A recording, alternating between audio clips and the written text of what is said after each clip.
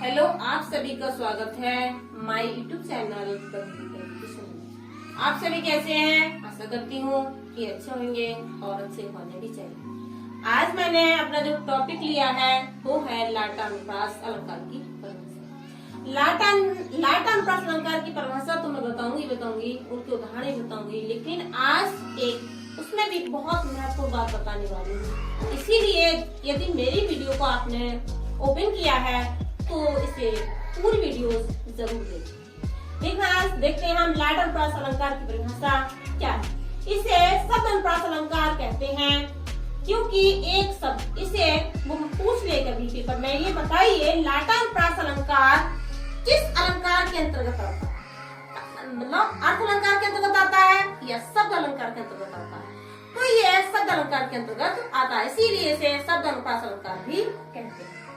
क्योंकि एक शब्द दो या दो से अधिक बार आए, एक शब्द होगा, लेकिन उसने क्या कहा कि एक शब्द दो या दो से अधिक बार आए, दो बार आएगा या दो से अधिक बार भी आ सकता है। लेकिन देखेंगे दो या दो से अधिक बार आए और अर्थ एक ही हो, लेकिन उनका अर्थ एक ही होगा, अलग नहीं होगा, लेकिन भिन्न भिन्न चीजों के लिए प्रयोग किए गए थे।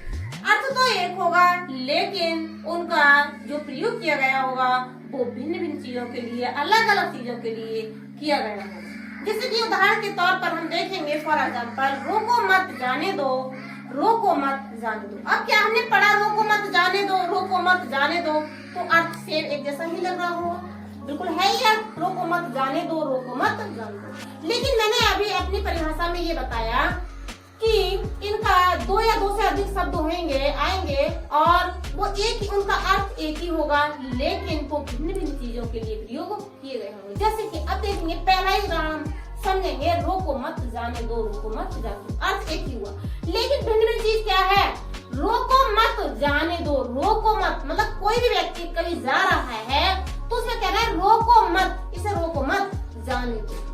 और दूसरी में कह रहा है वो रोको मत जाने दो, किनके लिए रोक लिया जाए और जाने नहीं दिए जाए, इसीलिए इसका अर्थ एक है, लेकिन उन दोनों को भिन्न भिन्न चीजों के लिए प्रयोग किया गया। पहले कहा रोको मत, किसे रोका नहीं जाए, जाने दे, और दूसरे कहा रोको मत जाने दो।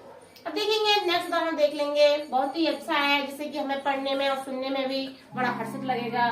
धीरे धीरे से मेरी जिंदगी में आना, धीरे धीरे से मेरे दिल को चुराना। अब इसमें भी क्या है, अर्थ एक ही हो रहा है, वो धीरे धीरे मेरी जिंदगी में आना, जिंदगी में आ रहा है और धीरे धीरे से उसके दिल को चुरा रहा है, लेकिन उनका प्रयोग अलग अलग अर्थ में किया गया है। पहले क्या रहा, धीरे धीरे से उसकी जिंदगी में आना हो रहा है, फिर धीरे धीरे से क्या कर रहा है, वो उसके दिल को चुरा रहा है।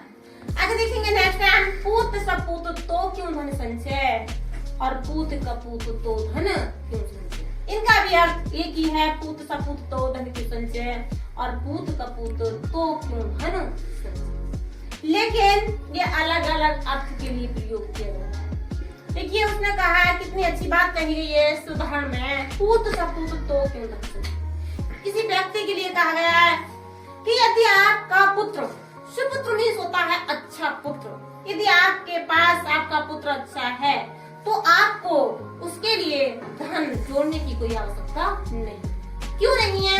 जब आपका पुत्र अच्छा है, मेहनती होगा, मेहनत करेगा, कर्म करेगा, तो वो धन स्वतः ही जोड़ लेगा, उसे धन जोड़ने की कोई आवश्यकता नहीं। दूसरा है, पुत्र का पुत्र तो क्यों धन संचय, और यदि आपका पुत्र गलत है, बेकार है, गलत चीजों में पड़ गया, फंस गया है, तब भी उसके लिए आपको धन जोड़ने की आवश्यकता नहीं है। क्यों नहीं है? क्योंकि जब आपका पुत्र गलत है तो आप कितना भी धन जोड़ लो, वो एक दिन आपके धन को बर्बाद कर देगा। इसलिए कहा है, पूत का पूत तो क्यों धन संचय, और पूत सपूत तो क्यों धन संचय। यदि पुत्र सही है फिर भी हमें धन जोड़ने की कोई आवश्यकता नहीं है, क्योंकि वो अपने आप ही जोड़ लेगा। और पुत्र गलत है तो उसको भी धन की जोड़ने की आवश्यकता नहीं है, क्योंकि वो आपका कितना भी धन है, वो एक दिन आपका धन सब कुछ लुटा देगा। मैं बात करती हूँ, आज बता देती हूँ आपको कि पुत्र किसे कहते हैं और सुपुत्र किसे कहते हैं और कुपुत्र किसे कहते हैं। देखिए, पुत्र उसे कहते हैं जो पुत्र अपने पिता के ही तरह काम के लिए करता है, उनकी संपत्ति है, ना तो उसे बिगाड़ता है, ना ही उसे और अधिक नहीं खरीद पाता है। अपने पुत्र की तरह अपने पिता की तरह ही काम करता रहता है, ऐसे बेटे के लिए पुत्र कहा जाता है। और सुपुत्र उसे कहते हैं जो पुत्र अपने पिता से भी बढ़कर कार्य करता है, ज्यादा मेहनत कर अपना नाम रोशन करता है, समाज में अपनी मान प्रतिष्ठा बढ़ाता है, ऐसे पुत्र के लिए हम सुपुत्र कहते हैं। और कुपुत्र वो होता है जो अपने पिता की मान मर्यादाओं को भंग करता है, गलत रास्ते पे जाता है, गलत काम करता है, जो पिता की संपत्ति होती है उसको भी बिगाड़ देता है, ऐसे बेटों के लिए कुपुत्र कहा जाता है। और ये नहीं कि पुत्र ही सुपुत्र या कुपुत्र होते हैं, यहाँ तक कि बेटियां भी पुत्री भी होती हैं, सुपुत्री भी होती हैं और कुपुत्री भी होती हैं। बेटियों में भी ये 3 गुण पाए जाते हैं कि बेटी सुपुत्री भी हो सकती है, कुपुत्री भी हो सकती है, पुत्री भी हो सकती है। पुत्री उसे ही कहेंगे जो अपने माँ बाप की तरह कार्य करे, वो पुत्री कहलाती है। और सुपुत्री वो होती है जो अपने समाज में मान प्रतिष्ठाएं, अपने परिवार की लोक लाजाओं को बचाती है, अच्छे कार्य करती है, प्रसिद्धि पाती है, ऐसी बेटियों के लिए सुपुत्री कहते हैं। और कुपुत्री उसे कहते हैं जो अपने परिवार की मान मर्यादाओं को खाक मिट्टी में मिला देती है, ऐसी बेटियों के लिए पुत्री नहीं कहते, सुपुत्री नहीं कहते, उनके लिए कुपुत्री कहते हैं। आज के लिए इतना ही।